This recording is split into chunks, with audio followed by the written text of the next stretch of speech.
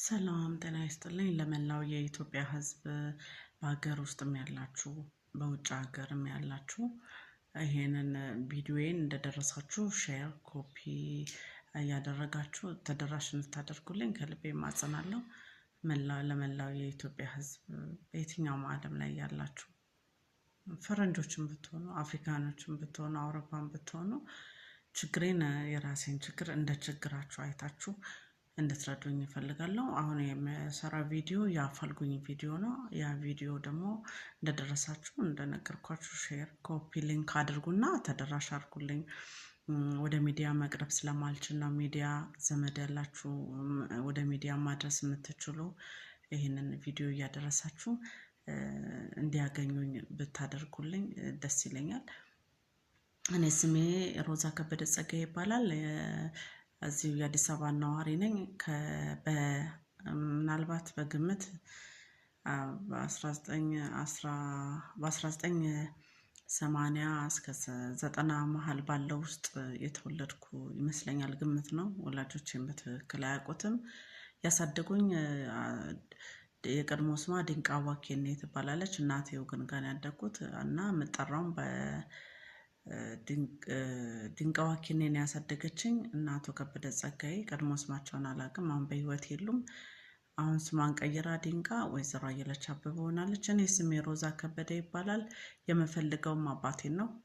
ወላጅ እናቴን አሁን በቅርብ ነው ያወቅኳት። እሷ ለእኔ ጥሩ አመለካከት የላትም።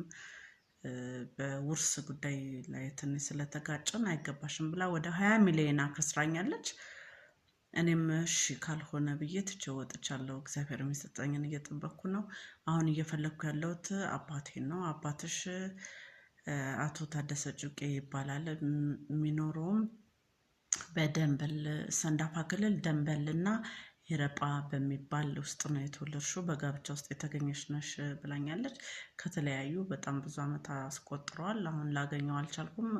አገናኝ አባቴን እንኳን አገናኝ ስላት እና ወገኖቹን አገናኝ ስላት አሁን አድገሻል፣ የራስሽ ጉዳይ ነው፣ ስትፈልጊ ያገኘው ስትፈልጊ የራስሽ ጉዳይ ስላለችኝ እኔም ግራ ስለገባኝ ወላጅ አባቴን በህይወት እንድንገናኝ እፈልጋለሁ። እኔ ልጅ ሮዛ ከበደ የ8 ወር ህፃን እያለሁ ለባለቤትህ ለደመቁ ዋኬኔ የሰጠሃት የደመቁ ዋኬኔ እናትና አባት መሰለኝ፣ ታሪኩን በደንብ አላውቅም። እየሰጠኸኝ ዛሬ አድጌ እየፈለግኩ ነው። ዋክህን በሰላም እንድንገናኝ እፈልጋለሁ። እውነተኛ አባቴ ከሆንክ ከአንተም ሆኖ ከዘመዶቼ መገናኘት እፈልጋለሁ። እየፈለግኩ ነው፣ እንድታገኘኝ እላለሁ እና ይሄን እንድታደርሱልኝ እፈልጋለሁ። መላው ኦሮሚያ ክልልም ያላችሁ በየትኛውም ዓለም ላይ ያላችሁ ሰዎች መልካም ትብብራችሁን እፈልጋለሁ። ስለምታደርጉልኝ ትብብር ከወዲሁ አመሰግናለሁ። እንደምትረዱኝ ደግሞ ተስፋ አደርጋለሁ። ቻው።